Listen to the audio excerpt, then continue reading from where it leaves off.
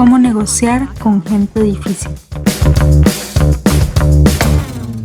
Ok, conmigo se encuentran Maureen Elizondo, Gabriel Ramírez y Brian Sánchez. Mi nombre es Jocelyn Alvarado y el día de hoy les vamos a presentar algunas ideas de cómo negociar con personas difíciles. Todos estamos siempre cercanos a personas difíciles y es justamente por ello que a veces es necesaria una guía para manejar estas situaciones con este tipo de personas. Podemos simplemente decir que una persona difícil es una con un comportamiento difícil, pero es más complejo que eso. Así que, Brian, podemos empezar definiendo lo que sería una persona difícil. Claro, primeramente se dice que una persona es difícil porque presenta un comportamiento difícil, aunque esto valga la redundancia, tiene que ver con el punto de vista también del que lo esté evaluando, ya que si para esta persona que está tratando de negociar con la persona difícil se le sale de sus capacidades, pues lo calificaría como difícil, por lo que se estaría haciendo una evaluación que es muy subjetiva. Sin embargo, se señala que las personas difíciles poseen dos rasgos muy sobresalientes, que serían el egocentrismo y la falta de seguridad. Por lo tanto, las personas difíciles ven todo el mundo como una jungla donde sobrevive el más fuerte o que le tiene que ganar a todos sin importar el qué. Siempre va contra todos, siempre está muy a la defensiva. Por lo que estas personas son movidas por sus mayores temores, por lo que se vuelven groseros y actúan muy a la defensiva. También hay otro tipo de persona difícil que sin importar que siempre cree tiene la razón y siempre está en lo correcto, aunque todo lo demás demuestre que lo contrario, que no tiene la razón, él o ella siempre va a estar enfocado en que solo su punto es el que vale. Y cabe resaltar que si rotulamos también a alguien como una persona difícil, nosotros mismos vamos a intentar de que realmente sea así, nosotros nos vamos a autoconvencer de que esta persona es difícil. Ok, si estas características anteriores hacen a una persona difícil, ¿qué haría falta o qué sería necesario para que nosotros seamos buenos negociadores con esa persona difícil? Para esto existe un tipo de negociación que es llamado Big Five o curso de negociación de un minuto. De este podemos rescatar las características de un buen negociador, que sería buscar los intereses de las partes que quieren ponerse a negociar, saber hacer preguntas sin atacar a la otra persona, escuchar activamente esto para poder tener un punto claro de lo que la otra persona quiere, tener una visión sistemática y a largo plazo para no solo llegar a un acuerdo que nos beneficie en un plazo corto, sino también tener una visión a futuro. Y la última sería generar opciones inteligentes para llegar al acuerdo. Ok, el autor también menciona que es muy útil conocer los diferentes tipos de comportamientos de las personas, así que si pudieras contarnos un poco acerca de ello. Claro, de hecho el autor menciona 5 tipos de comportamiento. Primero sería el comportamiento pasivo, o también son conocidos como personas sí, que son estas personas que nunca expresan realmente lo que sienten con tal de caerle bien a todo el mundo o estar bien con todos. Por lo tanto, estas personas rara vez expresan sus propias necesidades y deseos, eh, accede a la demanda de los otros, no defiende sus derechos y no se respeta a sí mismo con tal de no crear un conflicto. Eh, el siguiente tipo de comportamiento sería el agresivo, que este es que tiene poco o nulo respeto hacia los demás. Todo debe ser a su manera, no hay otra forma de llegar a un punto o un acuerdo que no sea el que él indicó. Le falta empatía, por lo tanto no le importa lo que piense la parte con la que está negociando, siempre va a hacer todo a favor de él y siempre se aprovecha a los demás para conseguir su beneficio propio. También tenemos el comportamiento resistivo pasivo, que esto se presenta en las personas que quieren ser más asertivas, pero se quejan y emplean muchos juegos para manipular y lograr lo suyo. Y también presentamos otro comportamiento que es el agresivo indirecto, que es una persona agresiva que no quiere recibir enfrentamiento, por lo que actúa encubierto. Este es de los comportamientos más comunes y peligrosos, son los que se hacen las peores cosas pero nadie nunca se lo espera.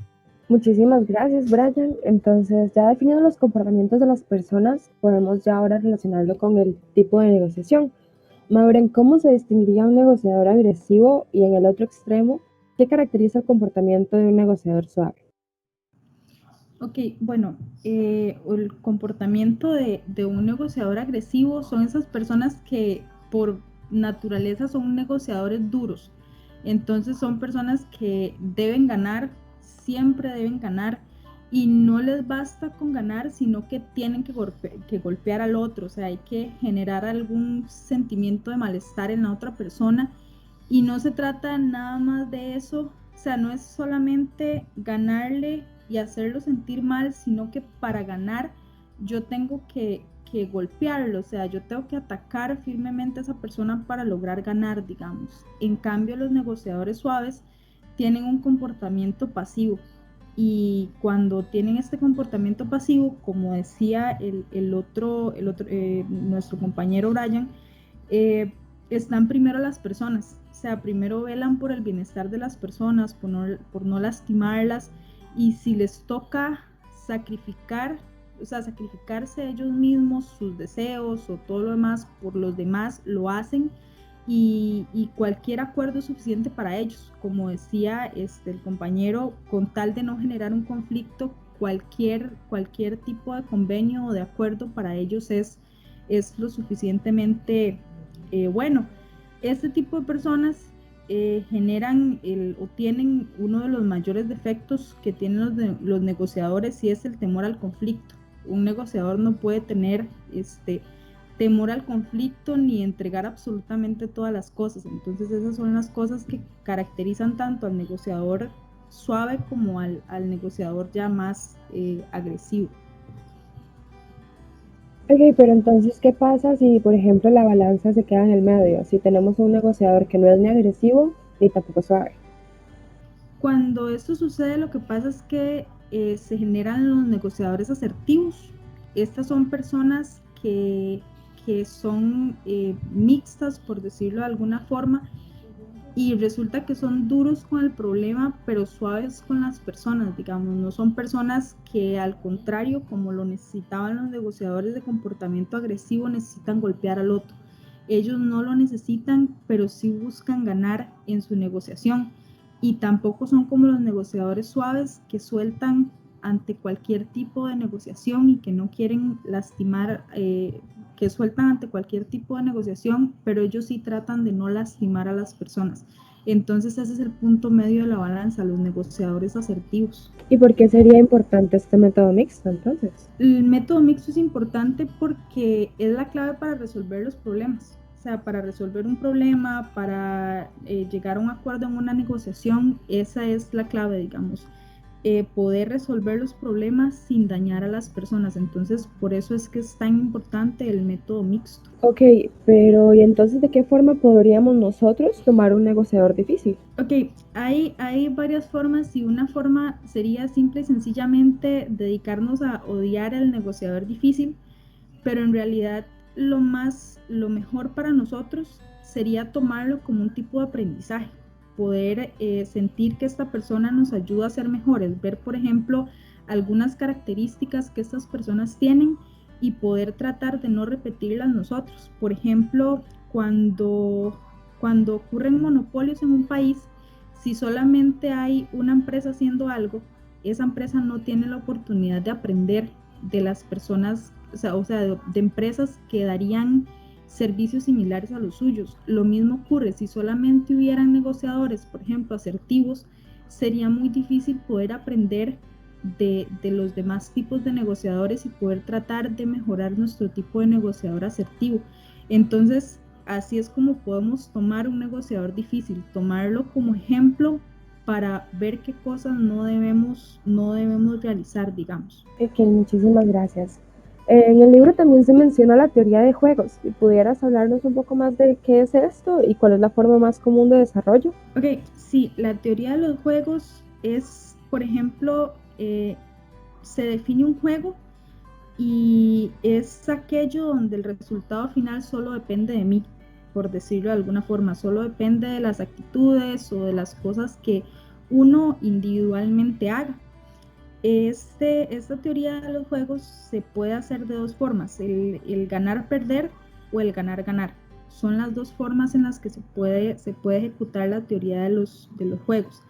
Resulta que los negociadores de comportamiento agresivo suelen tener el ganar-perder porque creen que es la única forma en la que puede suceder algo, ganando y perdiendo. Alguien tiene que perder algo para que yo gane. En su mente no existe un ganar-ganar, pero las situaciones pueden verse en algún momento como un ganar-perder, y la capacidad de un buen negociador, de un negociador asertivo, es lograr que se vuelva en un ganar-ganar, que ninguna de las partes diga yo estoy perdiendo algo para que él gane.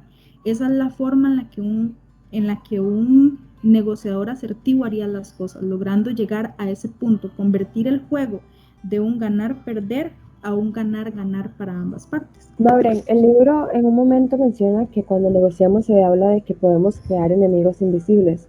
Si pudiera como platicarnos un poco acerca de esto. Sí, los enemigos invisibles suceden cuando nosotros no pensamos a futuro, cuando nosotros solamente pensamos en el ahorita. Entonces, estamos negociando y les suele suceder muchísimo a los negociadores agresivos, porque entonces estamos negociando ahorita y cuando nosotros lastimamos a las personas, creemos que este tipo de negociadores, cuando lastiman a alguien, aunque ganaron la negociación, dejaron un daño colateral, por decirlo de alguna forma. Entonces, este daño colateral hace que a lo largo del tiempo tal vez su tipo de negociación no sea efectiva para las personas y que existan clientes que ni siquiera podemos observar o enemigos que ni siquiera pueden ver. ¿Por qué ocurre esto? Porque bueno, resulta que cuando esto ocurre se están perdiendo la oportunidad de llevar negociaciones a cabo.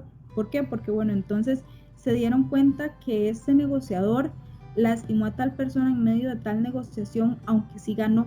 Entonces la próxima vez, cuando haya una negociación, no lo buscan porque no está velando por las cosas que son importantes, que no es solo el ganar la negociación, sino no dañar a las personas en medio de esa negociación. Entonces, por decirlo de alguna forma, ¿qué pasa si una persona un día robó algo y lo meten a la cárcel y su carcelero lo conoce, esta persona sale y vuelve a robar y la persona a la que le robó esta vez decide darle una segunda oportunidad? Esta persona decide rehacer su vida completamente, se reforma, empieza a hacer cosas absolutamente buenas, increíbles, y resulta que más adelante llega un momento en el que se vuelve a topar con su carcelero. Y ya teniendo toda su vida hecha nuevamente, él tiene un enemigo invisible, que es ese carcelero que tiene en su mente la imagen de la persona que fue antes. Entonces, no importa cuánto ha hecho, el carcelero sigue pensando que él es una mala persona. Entonces, en aquel momento, él creó un enemigo invisible que años después él no esperaba volver a tener.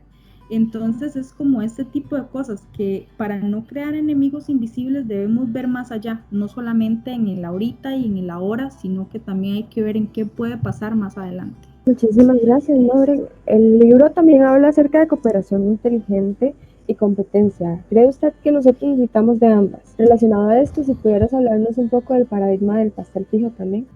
Ok, sí, es necesario ambas cosas, porque en realidad es preciso tener treguas y hablar con lo que uno llamaría el enemigo, porque nada hacemos con tener un campamento toda la vida y estar en constante pelea por alguna negociación si no buscamos cómo arreglarlo. Entonces sí es completamente necesario el tener la visión de tener esta negociación entre las partes y no, o sea, tener esta cooperación inteligente y no cerrarnos en que solamente podemos ser ganadores, digamos. O sea, no podemos decir, no podemos ver el mundo siempre en una situación de escasez, que es lo que sucede con este tipo de personas, que cuando no quieren tener una cooperación inteligente es porque ellos ven el mundo como algo en escasez, que era lo que decía el compañero Brian al inicio, lo ven como una jungla en la que hay que pelear por ganar, y eso no se puede hacer.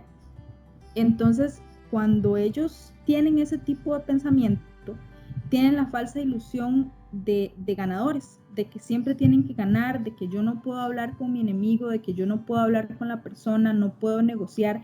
En cambio, el tener esta cooperación inteligente hace que ese tiempo de debate, por decirlo de alguna forma, se acabe y que se llegue a una solución para no estar ahí todo el tiempo, porque si no, simple y sencillamente estarían toda la vida buscando cómo pelear y nunca habría una negociación asertiva. Ahora bien, el paradigma del pastel fijo sucede porque es esto, las personas solemos creer que el pastel es fijo, que solamente existe de una forma y que cuando se reparte hay que repartirlo equitativamente o tenemos que correr a ver si logramos comer más pastel que los demás. Y esto sucede con los negociadores agresivos. Ellos creen que necesitan correr y ser los primeros para lograr sacar una buena tajada del pastel, pero los negociadores asertivos, ellos creen en que el pastel puede crecer, que el pastel no tiene una forma fija. Entonces, ¿cuándo crece el pastel? Cuando logramos, con la teoría de los juegos, hacer un ganar-ganar. Entonces, ya no es quién va a sacar una mayor tajada del pastel, sino cómo el pastel creció para que ambos podamos tener lo que queremos. Y el crecer el pastel es una de las cosas más importantes que debe tener un buen negociador, el lograr que ese pastel crezca. Lore, muchísimas gracias por la aclaración. ¿Algo más que desees añadir como manera de conclusión al segmento? Solamente algo que Lincoln dijo una vez, que es: yo elimino enemigos convirtiéndolos en amigos. Entonces eso, no tratar de eliminar nuestros enemigos simplemente deshaciéndonos de ellos de una forma fea, sino más bien empleando este ganar, ganar y crecer pastel para que ellos se vuelvan nuestros amigos. Muchísimas gracias, Maureen. Ahora vamos a pasar a Gabriel, que nos va a hablar un poco acerca de la administración de conflictos. Gabriel, ¿existe una definición universal de lo que es un conflicto? Bueno, en realidad no. Varios autores presentan una definición de conflicto en ámbito organizacional como una expresión de insatisfacción o desacuerdo con una interacción, proceso, producto o servicio. Asimismo, se considera que el conflicto es la diferencia percibida de intereses o la creencia de que las partes tienen aspiraciones que no pueden ser satisfechas de manera simultánea. Se habla de diferencias percibidas, por lo que puede que una parte vea el conflicto y la otra no.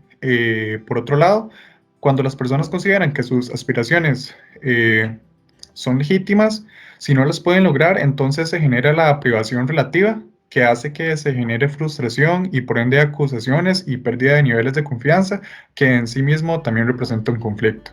Ok, entonces, siendo así, ¿cuáles son las principales fuentes de un conflicto? ¿Se puede abordar o solucionar un conflicto en específico dependiendo de su naturaleza? Sí, Moore en su libro The Meditation Process clasifica las fuentes de conflicto en 5 categorías que voy a explicar a continuación. Tenemos los conflictos de datos, que se da por desinformación, diferentes perspectivas sobre lo que es relevante, diferentes interpretaciones de los datos y diferentes procedimientos de evaluación. ¿Cómo podemos abordar este tipo de conflictos? Llegando a un acuerdo sobre qué datos son importantes, acordando un procedimiento de recolección de datos, desarrollando criterios comunes de evaluación, usando terceros como respaldo para darle más valor a las opiniones. También tenemos la fuente de conflictos de interés, que, bueno, estos se originan en la actitud competitiva sobre los intereses sustantivos, procedimentales o psicológicos. Son de carácter natural en cualquier discusión y las habilidades de negociación nos van a ayudar a solucionar esto en una situación que beneficie a todas las partes. ¿Y cómo podemos abordar este tipo de conflictos? Bueno, enfocándose en los intereses, utilizando criterios objetivos, buscando soluciones integrativas que busquen satisfacer las necesidades de las demás partes, expandiendo las opciones y los recursos. También tenemos la fuente de conflictos de estructura, que son conflictos generados por desigualdades en el control, distribución de los recursos, poder y autoridad. También involucra factores geográficos, físicos y mentales que disminuyen las ganas de cooperar por parte de las partes. Y bueno, ¿cómo podemos abordar este tipo de conflictos? Es necesario redistribuir los roles, eliminar los patrones de comportamiento destructivos, relocalizar el poder y la autoridad, utilizar negociación por interés y no por posiciones. También tenemos los conflictos de valores, que son conflictos que se dan principalmente por utilizar criterios diferentes de evaluación de ideas y comportamientos, como la religión e ideologías. ¿Y cómo podemos evitar esos conflictos? Bueno, tenemos que evitar definir los problemas en términos de valores, generar esferas de discusión donde un valor predomine, tratar de comprender cuándo es que un conflicto es insoluble, para que de esta manera podamos buscar, intentar disminuir los efectos negativos y administrarlo de la mejor manera posible, el conflicto como tal. Y tenemos los conflictos de relaciones, que son los conflictos que se presentan debido a las emociones fuertes, estereotipos, pobre comunicación y comportamientos negativos repetitivos. ¿Y cómo abordamos este tipo de conflictos? Bueno, es importante tener control de las emociones, mejorar la calidad de la comunicación, promover actitudes positivas en la resolución de problemas y bloquear los comportamientos negativos que son repetitivos. Muchísimas gracias, Gabriel. Eso fue muy esclarecedor. Sin embargo, bueno, no siempre es posible identificar la fuente directa de un conflicto. Así que, ¿hay algún método que podamos utilizar para resolver conflictos que se adapte a diferentes fuentes? Bueno, de hecho se considera que la mejor aproximación a la resolución de conflictos es mediante el análisis de de los costos de transacción, la satisfacción de los resultados, el efecto que este conflicto tiene en la relación de las partes y la recurrencia de las disputas. También cabe destacar que es de vital importancia poner el mayor peso a los intereses y no tanto así en los derechos y el poder para colocar sobre la mesa estos derechos. ¿Alguna sugerencia que tenga para resolver conflictos? De hecho, sí, es importante recurrir a la negociación, como mencionaba la compañera Maureen más temprano. ¿Y de qué tipo de negociaciones podríamos hablar entonces? Bueno, se puede hablar de negociación asistida y no asistida. La no asistida es cuando las partes tienen la capacidad de resolver el conflicto sin necesidad de terceros. Por otro lado, la asistida tiene diferentes modalidades, como la facilitación, en donde el tercero sirve como una conexión entre las partes. También podemos hablar de la mediación, que es cuando el tercero realiza sugerencias a las partes. Y el arbitraje, donde la persona que sirve de tercero o de árbitro en este caso, recibe información de las partes y toma una decisión que debe ser seguida obligatoriamente. También cabe destacar que estas negociaciones asistidas se conocen como MASC, que son métodos alternativos de solución de controversias y son de vital importancia para la estandarización de la resolución de conflictos como tal. Por cierto, otra de las sugerencias es la utilización de estrategias para administrar conflictos como la matriz de Thomas, que nos dice que si el asunto en cuestión es lo más importante y no la relación de las partes como tal, entonces la estrategia que se debe seguir es la de competir. Por lo contrario, es necesario acomodarse. En caso de que ni el asunto ni las relaciones sean importantes, lo mejor es evadir. Y si ambos factores son importantes, entonces la estrategia que se debe seguir es la de contribuir. Ok, pero aquí estamos suponiendo que la negociación es un método infalible de resolución de conflictos, pero pueden haber contratiempos con esta negociación, ¿no? Pues sí, de hecho muchas veces los negociadores sugieren que se intensifiquen los ataques. Esto puede hacer que el oponente piense que la única vía disponible es aumentar la confrontación hasta que se reconozca un ganador. Otro error que se comete es el pensar que el objetivo es una victoria unilateral y no la búsqueda de la satisfacción mutua. Ok, muchísimas gracias. Finalmente, Gabriel, ¿podría darnos algunas recomendaciones para efectuar negociaciones efectivas? Sí, bueno, es de vital importancia no hacer que el oponente se sienta acorralado, ni dejar que entre en una situación en la que no tenga nada que perder, ya que una persona que no tiene nada que perder puede llegar a ser peligrosa y bastante poderosa, de hecho. Para ello es necesario utilizar reglas de seguridad como la del ladrón atrapado. Esto es una estrategia que permite a los ladrones, bueno, obviamente estoy hablando metafóricamente, permite a los ladrones salir con facilidad para evitar una eventual pelea que incite a los ladrones a utilizar sus armas más peligrosas. Otra estrategia similar es la de las salidas de guerra, que consiste en mostrar una virtual escapatoria para evitar una lucha a muerte. Y bueno, por último, tengo que agregar que se debe proceder a negociar independientemente de la confianza que se tenga y nunca proceder con desconfianza. Esas serían mis recomendaciones para efectuar negociaciones efectivas. Muchísimas gracias, Gabriel, Maure y Brian, por participar en esta conversación. Para cerrar y a modo de conclusión, tenemos varias cosas. Primero, que los negociadores difíciles son aquellos que van a negociar por posiciones, van a tener un comportamiento agresivo, es el pastel fijo y pequeño, miran el mundo con escasez y sus acciones se van a enfocar en que uno gane y el otro pierda. Además, vamos a tener que las fuentes principales de conflictos están en los conflictos de datos, de intereses, de estructura, de valores y de relaciones. La resolución de conflictos puede realizarse por derechos, poder o negociación, pero se va a hacer un énfasis importante en la negociación, como mencionó el compañero Gabriel. Finalmente, se recomienda un modelo para que las negociaciones sean fructíferas y las 5 etapas del modelo van a ser no reaccionar ante los ataques y así no ceder al conflicto, desarmar al oponente y hacerle saber que usted no lo va a atacar, cambiar de juego y convencer al otro para que negocie por intereses y no por posiciones, y eliminar todos los obstáculos y objeciones para que al otro se le sea más fácil decir que sí. Así que con eso cerramos. Muchísimas gracias por su atención.